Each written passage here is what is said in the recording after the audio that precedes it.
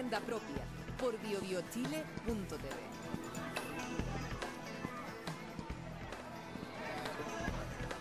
Hola, buenas tardes. Nueva edición de Agenda Propia, programa diario para analizar los temas de actualidad. Hoy día, evidentemente, vamos a estar conversando mucho sobre la renuncia del ministro de Justicia, Teodoro Rivera, que ha sido la gran noticia del día de hoy. Tenemos los invitados, ¿cómo estás? Ana Stipicic, Bien. magallánica, psicóloga del Grupo Alerta y La Riesgo. Exactamente, presente. Presente. Miguel Crispi, sociólogo, ¿Qué tal? ¿Cómo estás? expresidente de la FEUC. Expresidente de la FEUC. No está mal eso. Para algunos una mochila. No, es un gran honor. Para Jaime Orpe, yo creo, ponte tú. ¿O no? Puede ser. Puede ser. Y Pablo Ortúzar, antropólogo, de la Adolfo Ibáñez, tú. No, de la antropología en la Adolfo Ibáñez nunca he ido, de la Chile, ¿Pero haces clase de Adolfo Ibáñez? sí. Y en la Católica, en la Facultad de Miguel, de hecho. Oye, partamos con lo de Rivera, con lo del ministro de Justicia, ahora ex ministro de Justicia. Era inevitable la renuncia a mi juicio, pero era inevitable por varias razones. Uno, por lo que había hecho, y dos, por lo que había dicho. Y en tercer lugar, por los problemas que tenía el gobierno. Partamos contigo, Miguel. ¿Cómo evalúas tú la renuncia? ¿Se demoró, no se demoró? ¿Qué la gatilla? Y si finalmente tú crees que tiene futuro político Rivera a esta altura. Mira, yo creo que uno puede quedarse en lo particular y que hoy día analicemos efectivamente cuál es el futuro del exministro, si fue a tiempo o no. Pero yo creo que lo más interesante es ver de que esto es algo que explota y que es de manera sucesiva y de manera sistemática, o están ocurriendo cosas en el sistema educativo que pasaron de ser una protesta masiva en las calles a que hay señales y pruebas institucionales de que el sistema no funciona. Y el caso de la acreditación es gravísimo, porque tenemos por una parte lo que se ha señalado y lo que pasó el año pasado también con la renuncia de Lavín. Recordemos que Lavín renuncia o le quitan la dirección del Ministerio de Educación por la misma razón. Y en este caso hay conflictos de interés, es un común denominador de este gobierno. Y segundo, a mi juicio, como una falta de destreza de poder enfrentar problemas críticos, como en este caso el tema de la Comisión Nacional de Acreditación. Y ahí llama la atención de que, me llamó mucho la atención las declaraciones del presidente hace unas semanas en un programa de conversación política donde él decía, mira, lo mejor que podemos hacer es pedirle a los padres que elijan muy bien, o sea, no se vayan a equivocar. Sin embargo, la institucionalidad que tiene que proveer esa información hoy día no tiene ninguna legitimidad para hacerlo. Y en ese sentido me parece que hay responsabilidades importantes que hoy día el Ministerio de Educación no ha asumido y que no podemos intentar como resolver esto focalizando la discusión en el ministro de Justicia. Él tenía que renunciar, efectivamente no sabemos judicialmente cómo se va a resolver, pero por un tema de ética correspondía. Pero me parece que no puede ser una excusa para desviar la atención del Ministerio de Educación, donde yo creo que es donde deberíamos tener puesta la mirada. Sí, yo estoy de acuerdo. En general, efectivamente, si lo que dijo el presidente es cierto. Finalmente, la responsabilidad de las decisiones individuales están las personas que las toman, pero esas decisiones tienen que ser informadas.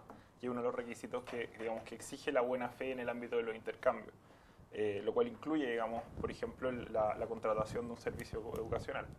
Y en ese sentido, el mercado educacional chileno tiene problemas serios, profundos, digamos, y el universitario más que los demás incluso.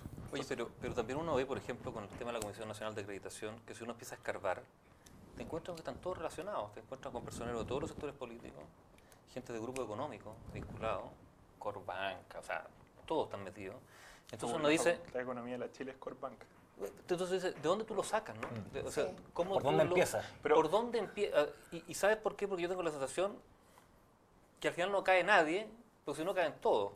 Eso es justamente lo que yo estaba pensando. Me parece sumamente grave lo que está pasando con la Comisión Nacional de Acreditación, pero me parece más grave las declaraciones, por ejemplo, del ministro de Justicia, cuando dice que no se puede encontrar gente capaz que no tenga conflicto de interés.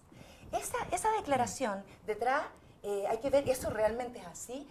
Toda la gente capaz que podría liderar un ministerio, que podría estar en puestos de confianza, realmente tienen conflicto de interés. Si eso es así, ¿qué estamos haciendo para regular más todavía que esas personas puedan entrar o no a dirigir las carteras? Que nos quedemos con esta sensación de que no se puede hacer más porque no hay nada más en el país, no hay nada bueno en el país que podamos elegir, que no pueda dirigir cartera, me parece más grave aún, porque eso afecta a todas las carteras. Y hemos visto problemas de conflicto de interés con las carteras de medio ambiente, con la cartera de educación, etcétera. Entonces, ahora, ese tema de fondo en específico no parece ser un caso de conflicto de interés, digamos, sino es un ministro que está involucrado lateralmente en un conflicto que tiene que ver con otra área, digamos, y no directamente con la cartera de justicia en ningún caso. Entonces, Salvo en la sugerencia de que se contrate a un personero como Díaz, digamos, como asesor en Gendarmería. claro, ahí está ese Y eso es asunto, complicado ¿no? porque él había conocido, a ver, había conocido que Díaz era un tipo que llamaba a presionar y pedir pega para los familiares. O sea, eso ya te dice que Claro. tú Sí. no deberías recomendarlo. Esos son los mails que se revelaron, ¿cierto? Pero lo otro también es que justo en el momento en que esto ocurre había un centro de estudios, digamos, que estaba en proceso de acreditación. Entonces, eso enturbia un poco. Pero claro, las ramificaciones Claro, son pero muchas. tú puedes, efectivamente, lo que tú decías, como, ¿por dónde se parte? ¿Cómo se ¿Y dónde poner los límites? ¿Dónde se No, desenreda pero esta este madeja? no es un caso donde haya un conflicto de interés directo, digamos, como puede ocurrir en otras carteras, de la cartera del ministro en relación a su propia cartera, digamos. Eso es un caso, digamos, de una decisión poco ética o algo así, digamos, pero que no es un problema de conflicto de Pero interés directo. a mí lo que me pasa es que, viendo como la secuencia de la discusión sobre la reforma al sistema de educación, esa demanda de calidad, lucro, gratuidad. Bueno, se hablaba muy poco de que ¿dónde está el tema de la calidad? Bueno, ahí está el tema de la calidad. O sea, la institución responsable de velar por la calidad en el caso de la educación superior hoy día no tiene ninguna legitimidad para decir esta universidad sí, esta no. Los parámetros que tenía para acreditar, o sea, ¿cómo es posible que se acredite por 1 o 2 años? Sí, no. O sea, si yo voy a Es entrar... lo que dijo Beyer, que Claro, cuando si no yo- puede haber una acreditación, es ridículo. usted es más o menos mala. Es ridículo. Sí. Entonces, a mí lo que... Pero no le hace ruido, por ejemplo, que la mayoría de los rectores dicen que las acreditaciones que se hicieron no hay que revisarlas.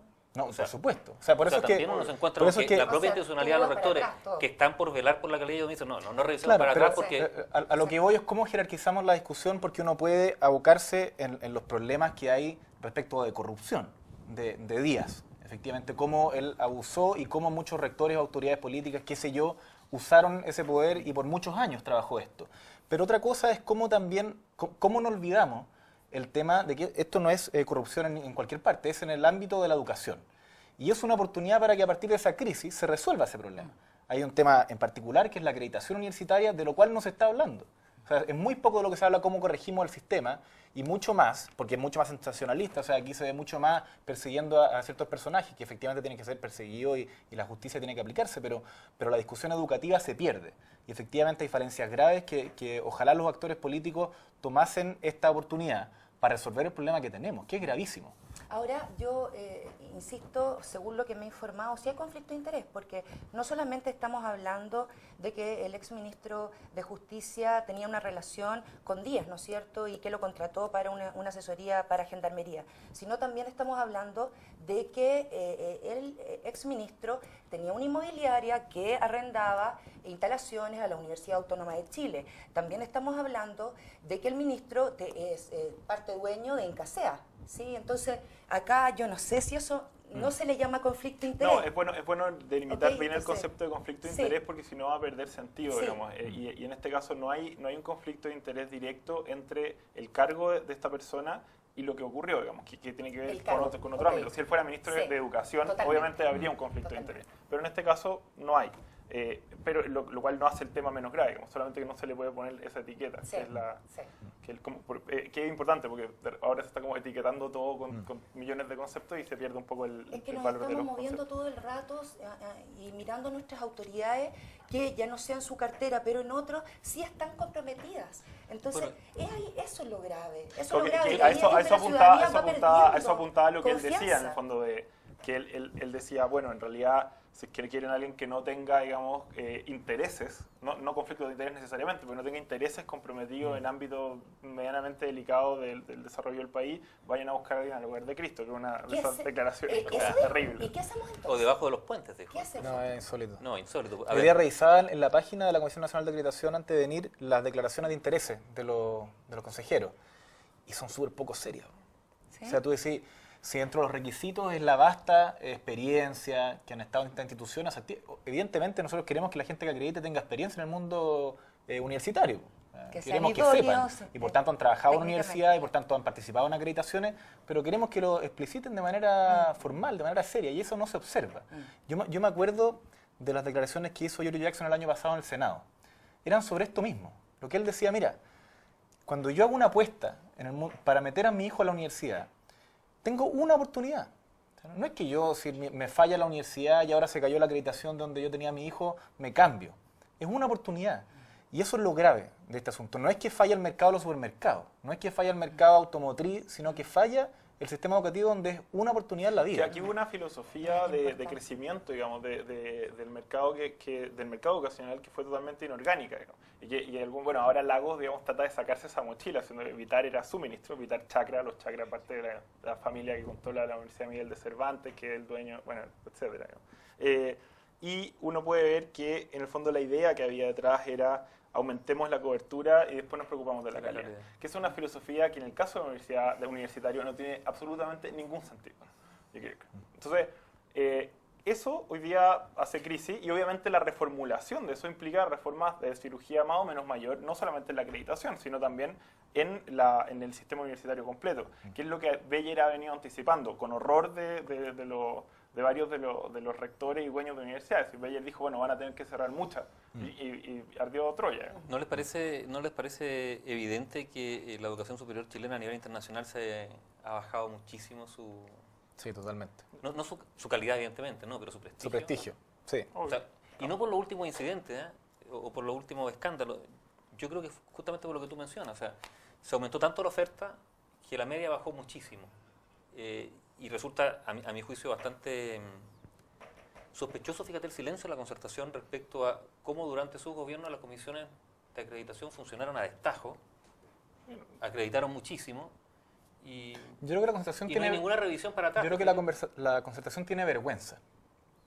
¿Y la Lo que es más grave. Yo creo que no tiene vergüenza, No, no, y eso no. es lo más grave. No, yo creo que Eso, yo creo bueno, que ¿vergüenza o desvergüenza? No, yo creo que efectivamente hay O mucho sea, las que declaraciones de Lagos son desvergonzadas, más que avergonzadas. A ver, reiteremos lo que dice Lagos. Lagos dice que no se pudo fiscalizar el lucro de las universidades porque no había mayoría parlamentaria. Lo que me parece raro porque tú no necesitas una mayoría para que se aplique la ley, ¿no es cierto? No. claramente. Para hacer una ley sí, pero la ley ya estaba. Sí, yo lo que digo es que yo creo que hay muchos actores políticos dentro de la concertación y otros sectores que ante la evidencia de lo que venía ocurriendo sistemáticamente y de no haber reaccionado a tiempo, saben que al momento en que lo digan, muchos se les van a tirar al cuello. Decir, ¿dónde estaban? O sea, ¿por qué no hicieron su pega? Entonces, ante eso es mejor el silencio y lo que es más grave, porque efectivamente es mejor reparar hacer la pega hoy día. Bueno, tampoco era tema, ¿eh? También hay que decirlo que yo creo que hay una serie de temas que han surgido gracias a las movilizaciones sociales, estudiantiles Sí. en particular, pero también el tema del conflicto de interés es algo que se puso desde el comienzo del actual gobierno particularmente, Sí. a pesar de que los gobiernos anteriores hubo muchos conflictos de intereses con el traspaso directo de la función pública a las empresas que ellos mismos fiscalizaban 2 días antes. Sí. Pasaba mucho. Y de eso no se hablaba. Yo creo que hoy día, para el gobierno que llegue, sea el signo que sea, los estándares Sí. ya están puestos bastante arriba. Sí, los estándares han mejorado harto. Por ejemplo, yo me acuerdo, hubo protesta evidentemente el 2005 por el momento en que Vitar negocia con los bancos, digamos, una tasa de interés para venderle la deuda de los estudiantes. Digamos.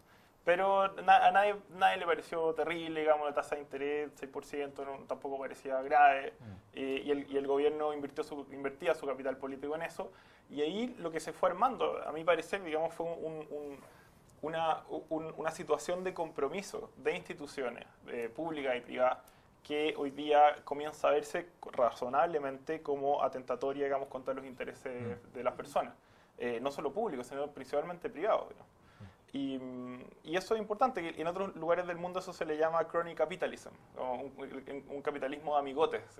Sí, y eso se repitió durante los gobiernos de la concertación constantemente. Digamos. Sí.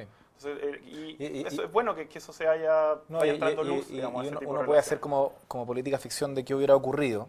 Sin embargo, sí podemos hacer con más certeza cómo va a ser para adelante. Y efectivamente hay una ciudadanía, no vamos a decir que es toda la ciudadanía, pero sí hay una opinión de la ciudadanía que se expresa en ciertos medios, que desde las redes sociales se cristaliza después en la agenda de los medios más tradicionales y que el gobierno la piensa 2 veces.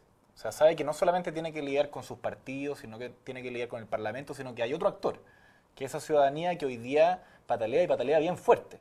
Y quizás eso es toda esta discusión, a mi juicio, media bizantina de la gobernabilidad del próximo gobierno, que lo pretenden resolver por secretaría, Con Bachelet. evitando el discolaje, y en verdad el discolaje no va a estar en el Parlamento, va a estar en la calle, y Acá con está. una cantidad de expectativas. Esa ya llegó, dices tú, Sí, y no se va. sí. Yo poniéndome un poco nostálgica, todavía recuerdo hace 20 años atrás cuando uno buscaba la universidad y buscaba que estuviera acreditada y eso significaba un sello de calidad, pero enorme. Y los alumnos hacíamos filas para entrar a las universidades privadas acreditadas porque eso te daba la seguridad de que tenías los mejores profesores, el mejor currículum, etcétera. Hoy día lamento mucho lo que está pasando con todos los alumnos que están en cuestionamiento respecto a la educación que han recibido Ahora, y los que han salido de las universidades que están en cuestionamiento Oye, hoy día. Pero Es ponerse- terrible. ¿Y qué responsabilidad tienen los alumnos? O sea, evidentemente, A ver, está bien, hay una especie de condena, ¿no? Por parte de algunos de ellos que dicen, bueno, no me queda otra que entrar aquí, sabiendo que entran a un lugar donde no pueden esperar una educación universitaria. Entonces se hace una especie como de lo cómplices, que pasa es ¿no? que aquí hay un problema de procedimiento, porque al final, para que a uno se le impute la responsabilidad de algo, la decisión es de ellos, por lo tanto son responsables de esas decisiones. Pero para que la imputación de esa responsabilidad sea más efectiva, uno esperaría que en el procedimiento que conduce a esa decisión haya habido, por lo menos disponible, de manera más o menos fácil, información. Entonces, si no hay información, el problema es que tanto el alumno que fue negligente como el que fue diligente, tratando de investigar, digamos, cuánto ganaban los egresados de esa carrera, de esa universidad, etcétera, quedan en igual pie. Y por lo tanto, se da el caso de personas que efectivamente se sienten estafadas o personas negligentes que dijeron, mira, a mí me da lo mismo entre aquí, pero la verdad es que ahora sí voy a reclamar porque me conviene, ¿no? Entonces, yo creo que es muy importante fijarse hoy día en los procedimientos, pero que esos procedimientos incluyan especialmente información. Y información clara, Bueno, oportuna, digamos, y ahí es donde yo creo que cuando uno discute, y ojalá tuviésemos esas discusiones sobre la mesa, el rol del Estado, el rol del mercado. El Estado tiene que operar donde hay fallas por naturaleza. Nuestro Estado funciona donde hay fallas de mercado. Una de esas fallas de mercado es con las asimetrías de información. O sea, el sistema de salud, el Estado funciona porque nosotros no sabemos cómo funcionan los planes, abusan la AFP teniendo una infinitud de cosas, la ISAPRE. Y en este caso es el rol del Estado. Mi respuesta a cómo solucionamos esto es que efectivamente el Estado tenga un rol mucho más duro. No puede ser tan displicente, no puede haber tan poco control, porque si no lo que tenemos es que esta competencia entre universidades, si uno mira las universidades, la cantidad de carreras que tienen acreditadas, las Américas, Adolfo Ibáñez, Pedro Valdía, Andrés Bello, tienen alrededor de un 10% de sus carreras acreditadas. Pero la publicidad que ponen es que es una universidad acreditada. La Adolfo tiene 2 carreras acreditadas. Una de esas debe ser la de comercial, que es Comercial y Derecho. súper buena carrera, Derecho, súper buena carrera, las otras 19 no están acreditadas. Y ahí la pregunta por el rol del Estado me parece que en esta discusión blanda respecto a lo que viene, es importante, porque están sucediendo estas cosas no solamente en el ámbito de la educación, sino en el tema medioambiental, en distintas áreas donde vale la pena cómo hacerse esa pregunta. Sí, la fiscalización es uno de los grandes hoyos. Que la fiscalización, de hecho, aquí hay un problema, porque yo estoy totalmente de acuerdo, digamos, aquí un problema es cómo se coordinan inteligentemente mercado y Estado para generar seguridad, que ese es el problema. Que la crisis que tenemos es principalmente de confianza, y la confianza se supera cuando hay procedimientos claros y cuando esos procedimientos se cumplen. Claro, Y el problema ahí es que normalmente cuando el diseño institucional que se requiere para asegurar el cumplimiento de estos procedimientos es bastante complejo, y normalmente los legisladores optan por crear millones de pequeñas agencias, instituciones, un enredo de agencias que finalmente nadie vigila a nadie, nadie se coordina con nada, y eso termina generando corrupción, pero Y nadie muchos es empleos. responsable de nada. Pero muchos empleos, digamos. Entonces, esa es la salida que los partidos suelen preferir. Mira, vamos a hacer una pausa, porque hay una pregunta que queda pendiente. Si es confiable el Estado a esta altura. Si nuestro Estado es confiable. Vamos a hacer una pausa, síganos, escríbanos, recuerden, @BioBio, nuestro Twitter, Facebook, Radio BioBio. Agenda propia, volvemos en instantes. El gabinete Sola, la logró Agenda gobernar. propia por biobiochile.tv. Volvemos con agenda propia. Habíamos dejado planteada una pregunta, ¿no es cierto? Si nuestro Estado es confiable. Escríbanos al Twitter @BioBio y al Facebook Radio BioBio para escuchar sus preguntas y comentarios. Bueno, ¿es confiable el Estado? A mí me hizo mucho ruido lo que dijo el expresidente Lago, ¿no es cierto? Como no había mayoría, por lo tanto no podíamos hacer cumplir la ley. Entonces, si hay un Estado donde su presidente o expresidente dice que en algún momento un periodo presidencial no podían hacer cumplir la ley porque no tenían una mayoría parlamentaria, uno se pregunta qué se puede esperar hoy día, ¿no es cierto? No, Porque- es confundir además las funciones de las instituciones, porque Sí, la pero- mayoría es para legislar, no, Claro, no para por supuesto. cuando ya está Pero y es, y es no lucro. La pregunta es si hay un tema de intencionalidad política también, No, vale la- decir si tú aplicas la ley en virtud de cierta Yo creo mayoría que que tiene o no. dentro de muchas, yo creo que hay dos grandes frases que marcan la línea editorial de la concertación en 20 años. Una es hacer en la medida de lo posible, al comienzo, de Elwin, y otra es las instituciones funcionan, de Lago. Sin preocuparse cómo funciona. Claro, y eso convierte en realidad. Yo creo que cuando nos acercamos a la OECD, este país emergente, la visión internacional de Chile y también de nuestros países de Latinoamérica es que Chile es efectivamente un país donde las cosas funcionan. Y funcionan hasta cierto nivel. Yo creo que ese es el punto donde estamos hoy día, donde alcanzamos a crecer en cobertura, alcanzamos a pavimentar y hacer tremendas carreteras. Hoy día en vivienda estamos avanzando para resolver los problemas que quedan de personas que no tienen casa, pero en el tema de la calidad, de la densidad de esas políticas es donde fallamos. Y que la concertación continúe con esta mirada de no teníamos mayoría para temas, por ejemplo, de regular, cosas que ya estaban en la ley. O sea, si en verdad uno no necesita el Parlamento, como tú decías, para regular algo cuando dice el lucro está prohibido en la educación superior. Bueno, se regula, se toman medidas y se sanciona. Y que esta sea la excusa de que no hay mayoría y que hacíamos las cosas en la medida de lo posible, en un país donde las instituciones más o menos funcionan bien, es una mirada miope que no quiere ver. Y esa es la concertación hoy día. Me parece que... Lago yo creo en este caso está mintiendo, o sea, abiertamente. No está echando, generando una cortina de humo argumentativa, digamos, sobre algo que evidentemente... Cuando él echa la culpa, digamos, a la mayoría del Congreso, digamos. Que no había cómo hacer, no había cómo aplicar la ley. Entonces, hacer aplicar la ley. Eso no tiene ningún sentido impresentable que un presidente cuyo capital se forjó, digamos, hablando de la importancia de la institucionalidad, salga con algo de esa categoría bajísima, para evitar enfrentar temas de fondo. Pero, no obstante, y eso yo le reconozco, digamos, a la concertación avances positivos, efectivamente nosotros tenemos una institucionalidad diseñada en la medida de lo posible, pero en los 90.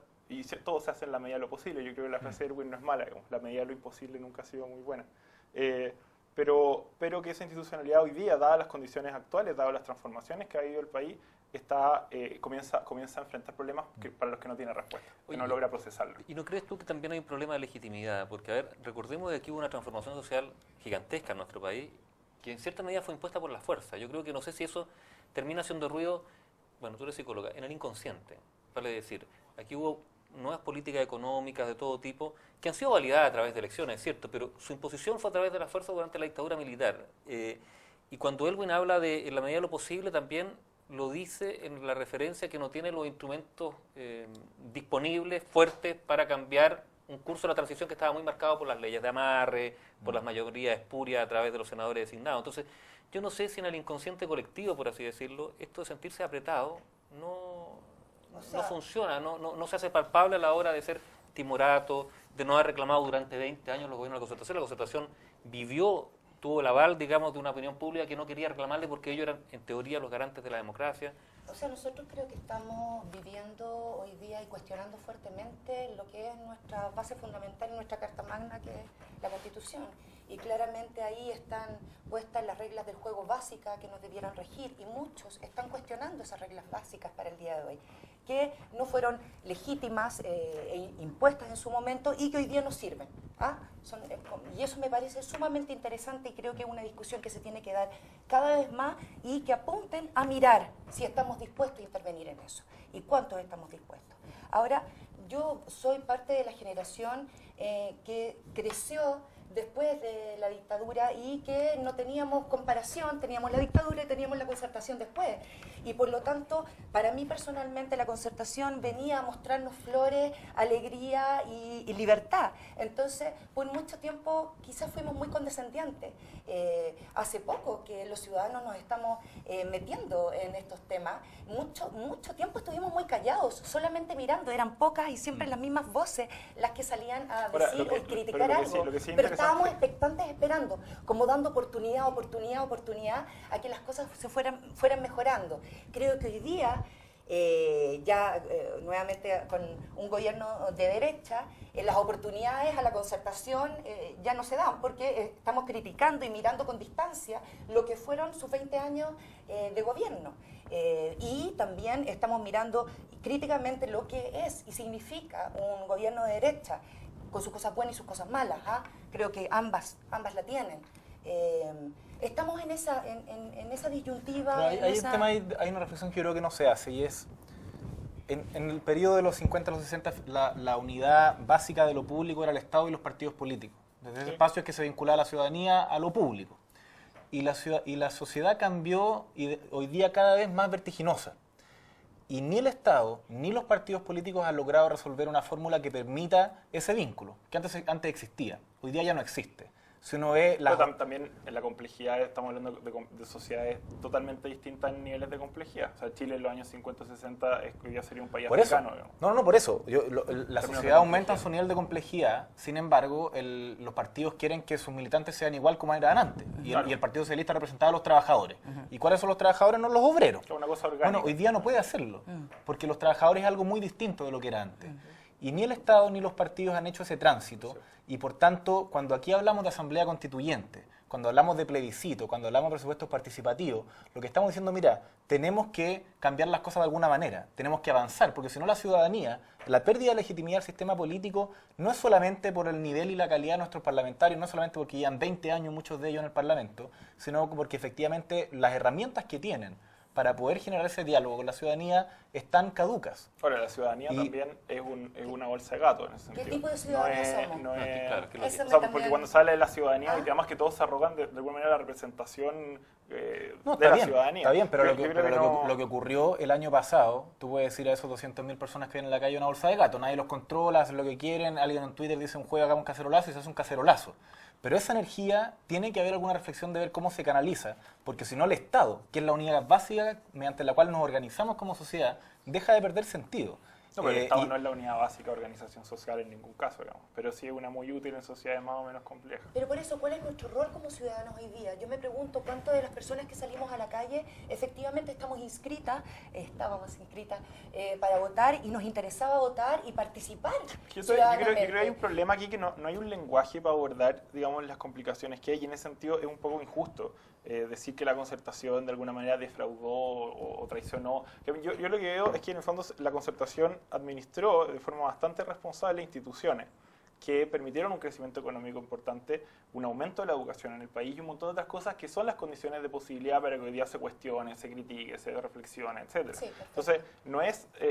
al final son las paradojas del desarrollo las que se viven, y hoy día hay un encrispamiento y también una liviandad al momento de oponer, criticar, etcétera, que es complicada, porque también hay problemas cuando hay problemas de confianza en contextos de hiperinformación, hay problemas también para seleccionar cuál es la información relevante, y hay muchas personas que lucran y obtienen beneficios generando informaciones falsas, confusas, lo que sea. Entonces, ese problema que otros países lo vivieron, digamos, en periodos de desarrollo parecido al nuestro, yo creo que hay que verlo con un poco más de serenidad. Hoy día se habla como una especie de hecatombe social, cuando en realidad lo que empieza a pasar, lo que se ve que está ocurriendo, ¿es un ajuste? Yo creo que tiene que ver con... Es que usar ese tipo de lenguaje ya es complicado. Hay una transformación importante en el modo de relacionarse de las personas. Pero eso convertirlo y todos los partidos están tratando de procesarlo políticamente. Pero yo creo que los partidos no están tratando de procesar nada. Yo creo que los partidos están tratando, con sus herramientas electorales, de tener más poder. Lo digo sinceramente. Bueno, obvio, yo me hago una pregunta. No hay como una especie de cuello de botella con una élite en Chile que es muy pequeña, que está muy interrelacionada, que a la larga no quiere ceder sus espacios de poder. Y estoy hablando de democratizar no solo las instituciones, sino la toma de decisiones, ¿no? O sea, a mí me parece bien sintomático, por ejemplo, que sea en comunas, entre comillas, ricas, donde hay más espacio para que la ciudadanía participe a tomar decisiones, plebiscitos comunales. ¿Te fijas o no? ¿Por qué será? ¿Será porque ahí está la élite y entre...? En Castro igual hicieron un plebiscito. Y no pasó nada. Palmol y se quedaron. Pero me refiero, ¿te fijas? ¿No será también un tema como piramidal, como una estructura tan piramidal de la sociedad chilena? Chile es un país pequeño que tiene una élite pequeña. Por eso. Esa es su historia. Sin embargo, lo que uno espera es que efectivamente esa élite, a lo menos la que se declara de izquierda, abra espacio. Yo creo que la elite derecha tiene otra historia, otra corriente, otras raíces. Yo no espero eso de la elite derecha en Chile. Pero al menos la elite de izquierda, que tiene un pasado denso de comunitarismo, del tema de los trabajadores. Bueno, ¿cómo hoy día abre espacios de poder? Y lo que vemos es que los parlamentarios dicen, bueno, sabes que ya yo no voy a ir al Parlamento, voy a ir a senador. Y son señales ridículas. O sea, eso no es dar espacio. Entonces... Bueno, este fin de semana Patricio Ales dijo que no iba a ir que a no la iba, reelección. y que no iba, no iba. Y entre otras cosas dijo porque hay 8 millones de personas que no votan y por algo será, digamos. Es una lástima lo de Patricio Ales. Yo encuentro que era un buen... Yo no sé quién es. Yo, ¿no? Oh. No, Sí. no, mira, yo creo que es bueno poner límites a las reelecciones, ¿o no? Sí, Como está bueno. principio.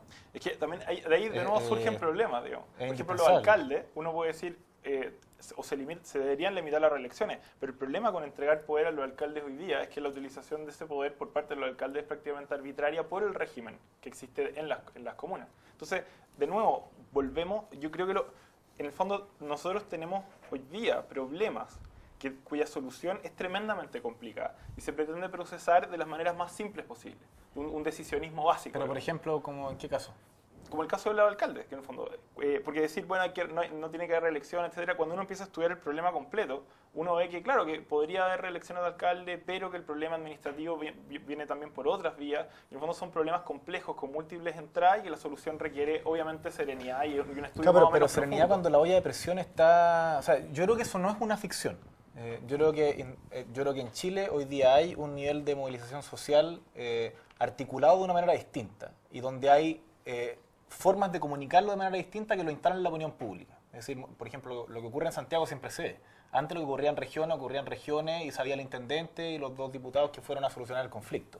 Hoy día eso llega a Santiago antes de que se resuelva. Exacto. Y eso está colaborando aquí que haya una huella de presión de demandas sociales que no tienen quizás que ver solo con democratización, no solo con el tema ambiental, no solo con el tema educacional, pero que no se resuelven. Y en ese sentido que... Pero suponís ¿qué es la olla de presión? ¿Qué sería esa olla de presión? Porque lo que yo digo, bueno, si hay presión, que yo creo que sí hay, lo importante es empezar a solucionar esos problemas con soluciones reales, digamos. Porque lo que reales me refiero a que correspondan a solucionar el origen, la fuente del problema, y no con decisionismos, digamos, que buscan generar como señales para todos lados, pero no solucionar los problemas y traspasarlo a las siguientes administraciones, que eso sí va generando Sí. una olla de presión En el real, fondo. digamos. Mi lectura de que hay un común denominador y que esa ciudadanía, que no es toda, es la que está organizada, es la que se quiere ocupar de manera protagonista de sus problemas, lo que quiere es espacios para decidir. Y cuando uno ve la estructura de cómo se toman las decisiones, tanto a nivel local, regional, nacional, en los distintos sectores, no hay espacios reales donde la ciudadanía pueda participar y tomar algunas decisiones. Y eso, a mi juicio, genera hoy día una versión distinta, porque las expectativas de cobertura, de tener acceso a servicios básicos, ya está, se cumplió. Y como tú dices, efectivamente la concertación tuvo ese rol y lo hizo más que bien y se acabó. Y lo que viene, a mi juicio, son estas preguntas respecto a cómo se organiza institucionalmente el país, de manera que la ciudadanía pueda participar de un mínimo de toma de decisiones. O sea, y también es la posibilidad de tomar decisiones, pero también fundamentalmente que haya garantías, digamos.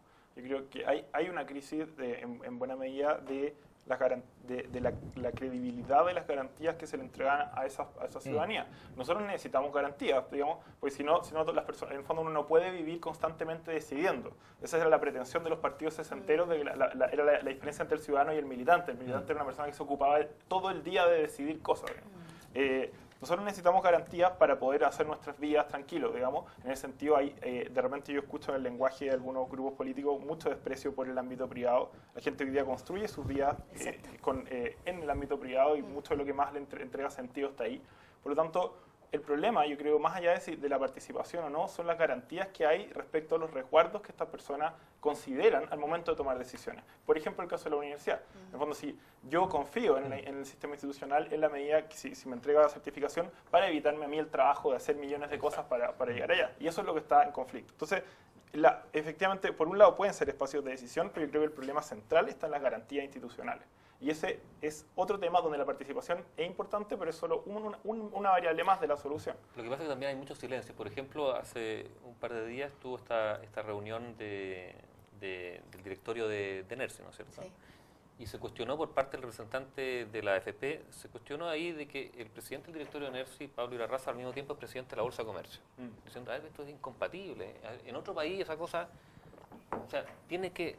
Y él dice, no, esto es un tema zanjado, yo lo he hecho muy bien, he generado grandes utilidades. Entonces, yo no sé si en algunos ámbitos, porque estamos hablando de la Bolsa de Comercio, NERSI es élite, ¿no es cierto? Uno podría decir, ellos se van a poner en los máximos estándares internacionales. Y resulta que justamente ahí no. Claro, eso es una señal de provincianismo, por ponerlo en esos términos. Obviamente, yo crecí en la provincia, todo lo que uno quiera. Todos pero somos provincianos. lo que se hubiera llamado provincianismo, en el sentido de que cuando se está trabajando y con la confianza de millones de personas, y cuando los errores en estos ámbitos, digamos, cuestan muy caro, se deben exigir, digamos, los filtros más exigentes para la toma de decisiones. Y es la manera en que Estados Unidos trató de resolver estos asuntos y la manera en que, bueno, en Europa menos. Europa es un país lleno de conflictos de este tipo de problemas. Y la eurozona, o sea, los eurodiputados, los europarlamentarios son ya mejor ni meterse en esa bolsa de gato. Pero en Estados Unidos han lidiado bien con problemas como estos, generando filtros institucionales importantes, que además son públicos. Nosotros tenemos un problema con eso, ¿no? Con someternos a estándares públicos de evaluación, a transparencia en los procedimientos, etcétera. Totalmente. Yo creo que lo primero sería transparentar toda esta red de relaciones, a quién está relacionado con qué, quién lidera acá, quién es gerente acá, quién estuvo en esto, para, de alguna manera... Ahora, el problema con eso es la sensación de casa de bruja que justamente, o sea, con justicia, yo creo, se genera, en el sentido de que esta persona, en el fondo, la manera en que se viene procediendo, en ningún caso se podría decir que todas estas personas son corruptas o malintencionadas o lo que sea. Y el problema que hay ahí, que es lo que yo vi, por ejemplo, en ENADE, era esa sensación. Le diga, mire, si nosotros... es verdad que hay conflictos de interés, es verdad que hay, digamos, problemas, las fallas de mercado son relevantes, pero la sensación de ataque constante y de estigmatización y por lo tanto la defensa corporativa como respuesta también es un problema. Entonces, lidiar con eso, digamos, es que ese también es algo que nosotros como ciudadanos también tenemos que aprender. No es negro o blanco todo, pero primero tenemos que conocer quiénes están para que por lo menos sea transparente. Esa yo creo que es la base. Estoy de acuerdo. Hacemos una última pausa, estamos de vuelta. Vamos a comentar también lo que dijo hoy día el ministro de Energía. Volvemos en un instante. ¿Qué dijo el ministro de Energía? Agenda propia por biobiochile.tv. Agenda propia, último bloque con Miguel Crispi, Ana Stipicic y Pablo Ortúzar. Les mencionábamos que íbamos a comentar un poco lo que dijo hoy día el ministro de Energía, Jorge Bunster. Dijo que el país va a enfrentar serias complicaciones en los próximos 4 años, complicaciones energéticas por la debilidad del sistema de transmisión. Dijo que hay que aprobar rápidamente la carretera eléctrica. Esto nos remite a lo que hemos estado conversando, ¿no? Cómo conciliar efectivamente una institucionalidad que genere espacio para inversiones, crecimiento, proyectos, pero que se concilien, digamos, con las demandas ciudadanas de vivir en un ambiente limpio, de que la cosa no le pasa por la puerta de la casa, etcétera. Es súper difícil, es fácil decirlo así, digamos, pero... Claro. Tú estás con un proyecto, con una campaña. Bueno, tú y la Riesco ya subimos lo que pasó, ¿no es cierto?, en algún momento. Sí. Y la pregunta que cae finalmente, si la toma de decisiones no termina alejándose cada vez más del lugar, y termina el Consejo o el Comité de Ministros, ¿no es cierto?, que ya no mira el lugar, sino que simplemente toma las decisiones desde, bueno, lógicas políticas que son válidas, de necesidades estratégicas del país, pero ya eludiendo finalmente hacer la coincidencia entre los intereses particulares de la localidad y del país. Entonces, yo no sé qué solución hay. Mira, a mí me pasan varias cosas. Por un lado, es cierto que necesitamos más energía, pero también necesitamos otro tipo de cosas. También necesitamos eficiencia energética, que hay que poner un presupuesto fuerte para incentivar la eficiencia energética, sobre todo en las grandes empresas. También necesitamos un desarrollo de país, pero marcado y delineado por el Estado, no por la empresa privada que decida qué industria quiere poner, dónde, cuándo y cómo. Hay varias cosas detrás. Yo le tengo miedo al este Estado. tema. Sí, esas cosas, sí. No, ¿saben que le tengo miedo al Estado? Porque finalmente el Estado son una suma de instrumentos. El Estado no es necesariamente la opinión de la ciudadanía. Y a veces el Estado termina funcionando como instrumento, por decirte algo, para algunos emprendimientos particulares que tienen cooptado el Estado a partir de vínculos políticos, qué sé yo, o de otra cosa. Entonces, yo no sé tan fácil, no me parece tan simple como hacerlo. No, pues no es simple. Yo creo que No tiene nada de simple. anteriormente conversábamos respecto a esta como urgencia de discutir sobre proyectos. Y efectivamente, yo no sé cuál es la discusión país respecto a, o sea, cuando se habla necesitamos tanta energía, si no en 4 años colapsamos. Sí. Eso supone que hay una decisión respecto al tipo de país que queremos hacer en 4 años más. O sea, ¿cuánto vamos a gastar y O sea, por que qué? hay una mirada Claro, a futuro. y me imagino que eso alguien cuando se dice eso con tanta claridad, es porque alguien lo decidió. Pero, No, pero- o sea, en el fondo, al grado, nosotros hemos venido creciendo desde el año 90 un 3,3%, digamos, en nuestra capital energético hasta el año 2008. Sí. Y el 2008, el siguiente paso, digamos, yo me leí hace poco un artículo de Marcelo Tocman, que fue ministro de Energía en algún momento, y él decía, bueno, y el problema que tenemos ahora es que vamos a tener que fue lo que hizo Bachelet, de hecho, multiplicar las centrales a carbón, después de la crisis que tuvimos con Argentina y el gas, etcétera. Ya que vamos a tener que multiplicar la central a carbón, Tocman decía, bueno, y aquí el problema, el desafío es el tema de los filtros, digamos, que cómo hacer lo menos contaminante posible las centrales a carbón. Bachelet multiplicó las centrales a carbón porque las decisiones más grandes, digamos, de proyectos hidroeléctricos en general traen mayores problemas, son más sensibles a la comunidad internacional y todo lo demás. Entonces, ese fue el asunto. claro, pero nosotros necesitamos de aquí, a ese ritmo de crecimiento, necesitamos crecer 1000 Por eso, megawatts. la pregunta es si nos acomoda ese ritmo de megawatts. crecimiento. O sea, Esa es una gran había un pregunta. sociólogo que decía, mira, si uno cree que si seguimos consumiendo las cosas no se van a acabar, o uno es economista o en verdad es un imbécil.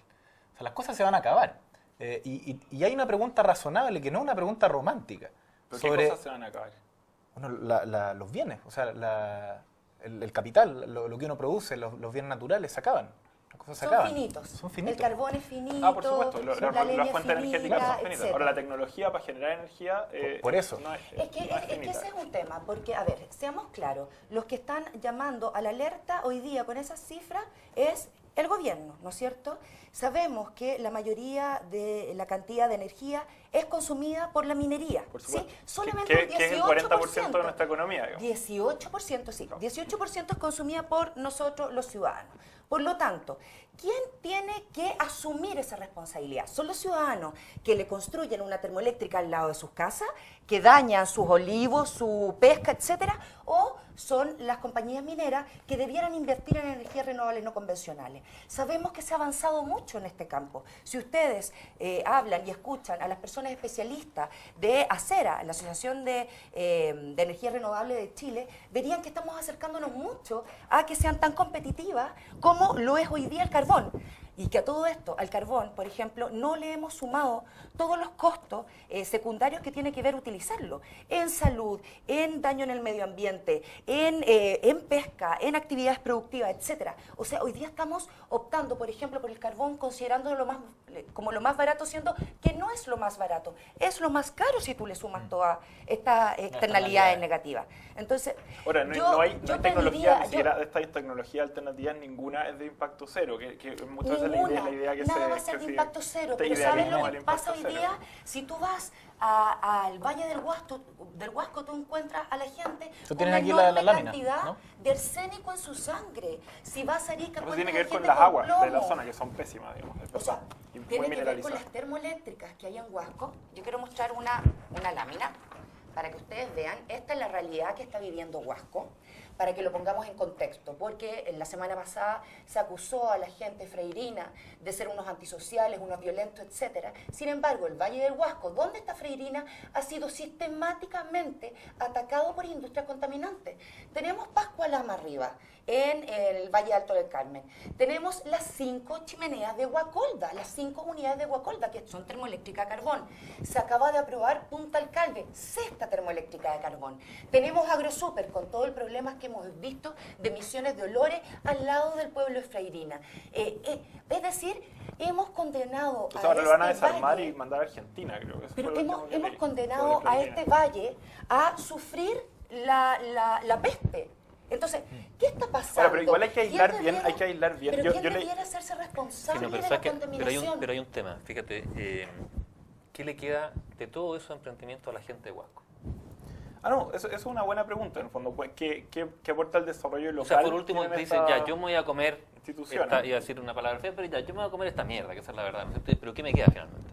Ahora, lo que yo creo Y ahí yo creo que tenemos un drama que es el centralismo también. Vale decir, emprendimiento instalado en regiones. Y nuestra matriz productiva. O sea, si uno ve la historia de Chile, básicamente Chile es como una molienda, una gran molienda, donde hemos molido trigo, donde hemos molido salitre, cobre, molemos piedra, sacamos... Pero perdónenme, ¿saben qué? A entonces, el Huasco, argumento ¿sabes lo que le sesentero queda de a la Huasco? sustitución de Pero importaciones. ¿sabes lo que digamos, le queda a Huasco? A Huasco le queda desesperación, le queda enfermedad.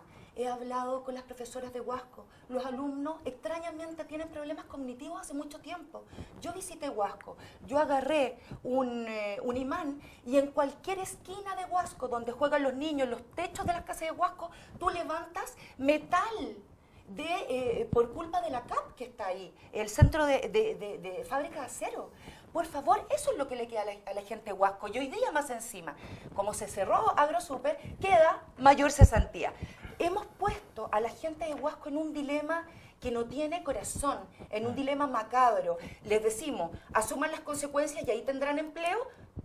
Asuman las consecuencias ambientales y ahí tendrán empleo. Y si no quieren asumir las consecuencias ambientales, si se quieren defender de ellas, se les quita el empleo. Ahora, pero Eso hay un tema, eso es hay un justo. punto muy importante, que es cómo se defiende uno de las consecuencias ambientales de este tipo de fuentes de emisión, digamos, de contaminación. Porque es muy distinto exigir aumentar los estándares de filtración y procesamiento de la contaminación que se hace, digamos. Sí. Y que hoy día hay tecnologías que son bastante más caras, pero que se pueden exigir para asegurarse de que esta contaminación sea la menor posible, a terminar expulsando, digamos, de una zona todas las inversiones importantes que se puedan hacer en esa misma zona, que son dos cosas muy distintas. Totalmente de acuerdo, pero hoy día la comunidad de Huasco, el año pasado declararon toda el valle como zona de latencia. Yo creo que es zona saturada ambientalmente. O sea, fue lo que pidió el alcalde. ¿Cómo en No, una pero cosa? que fue obtenida. Sí, Que son es zona de latencia, zonas sí, es insólito. Como en una zona de latencia se acaba de aprobar una cesta termoeléctrica, se acaba de aprobar el crecimiento de la CAP, se acaba de aprobar el crecimiento con la quinta unidad de las Guacoldas. Perdónenme, pero aquí no tiene que ver con que el Valle del Huasco tenga rabia contra el empresariado, el desarrollo y no quiera eso para su comuna. Lo que pasa es que ya no creen porque nadie está velando por ellos, porque no han tenido una autoridad fuerte. Cuando la Porque respuesta que obtienen en Santiago... como tú decías, ahí en ese caso las instituciones funcionaron pero mal. Claro. O sea, también hay un tema de que no basta con que funcionen las instituciones, sino que hay que estar permanentemente revisando cómo están funcionando las instituciones y cuáles son los estándares que se ponen y la se van autoridad- Los estándares se van ajustando.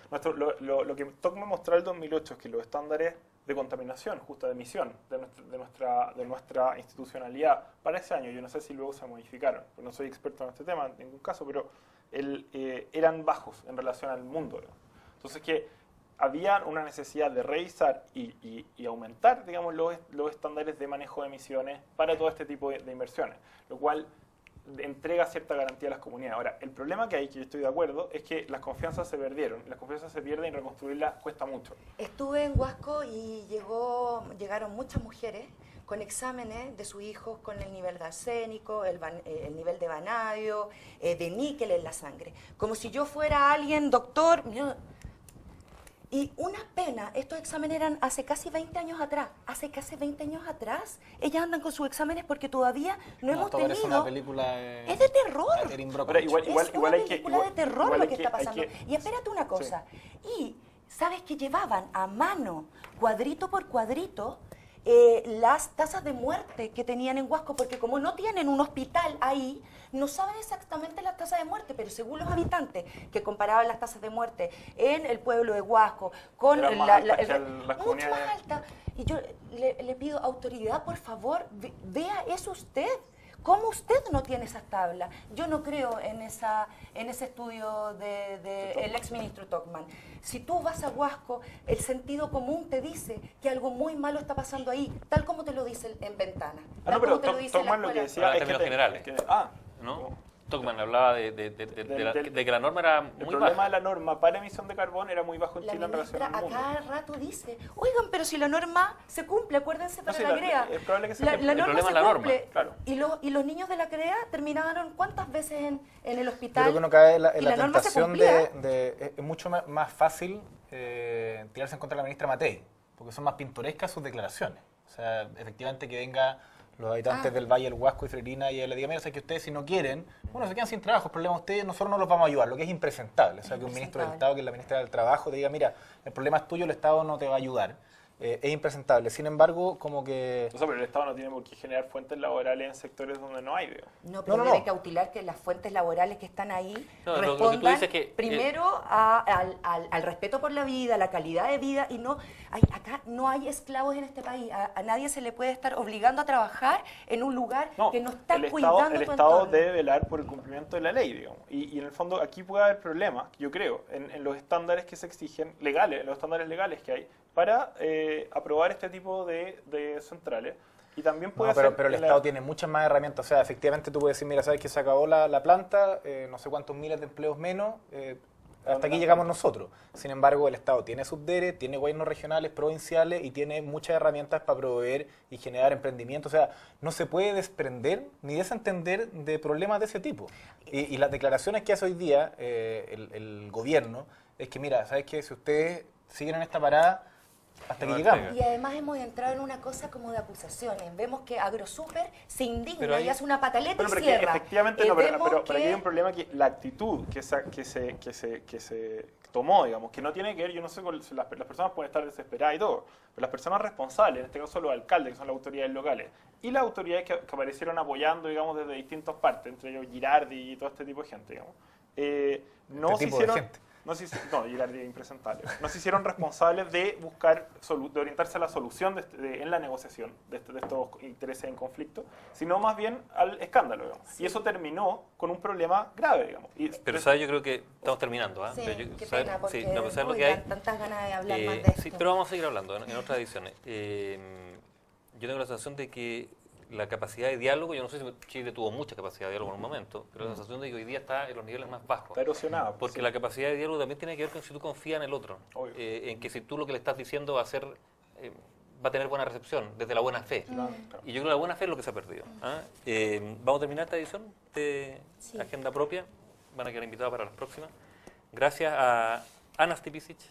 Sí. Algún día vamos a hablar de Isla Riesco. Sí, de Isla Riesco. Oye, pero ahora de hablar de la campaña Moving Chile que hemos lanzado, que es un espaldarazo para todos los temas ambientales de nuestro país. Estamos tratando, entre medio de tanta pena y desesperanza, con lo que está pasando, de alegrar a la gente, de decir que hay esperanza, pero que la esperanza y el avance en estos temas depende de que cada uno de nosotros nos involucremos. Así que para que se metan en alertaislarriesgo.cl van a encontrar la campaña Moving Chile, a la que están invitados todos los chilenos. ¿Ya? Gracias, Ana. Gracias a Miguel Crispi y también a Pablo Ortúzar. Será hasta la próxima. Hasta la próxima. Chao, gracias.